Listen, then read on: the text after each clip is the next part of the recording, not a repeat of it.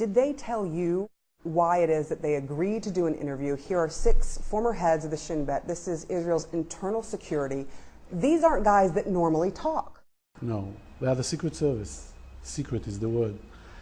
I think, you know, like everything else in life, it's timing. And I think that I approached them at the right timing, where they felt that the state of Israel is too long heading in the wrong direction, should change that direction intensively.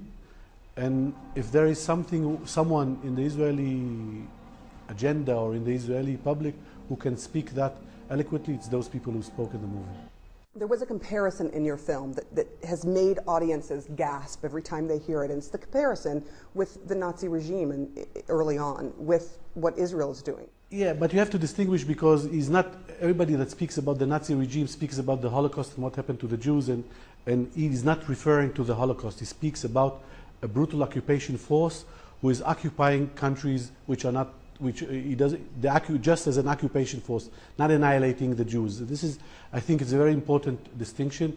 Having said that, when I heard that for the first time, I felt the same way. I felt like I was getting a blow into my stomach. But you have to understand that the person who said that, Avraham Shalom, and it's not in the film, he was born in Vienna in the 1930s. He experienced firsthand what it means to be under occupation or under a regime that is a racist regime that watches you as a subhuman person. And when he says that, he experienced that firsthand. It doesn't come, it comes from, I think, from a very deep place inside him.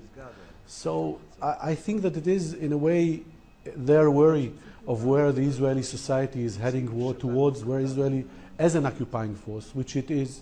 How did you react as you were going through and doing these interviews? The reason to do this film, I have a son who is going to go to the army in a month from now. My daughter is going to the army. And what kind of future are we offering our children? This is the future that Netanyahu is trying to say? Blood, tears, and continue to that with, or should we try at least, but mean what we say and say what we mean? If you are saying I am for a two-state solution, mean that and prove that you mean that. And at the end of the day, this is, I think, why leaders are being chosen. They are chosen to lead the future, to lead their countries into a better future. And I don't see that in the current Israeli administration. I think that the gatekeepers do not see that as well. And this is what was one of the most fundamental reasons why I wanted to create that movie.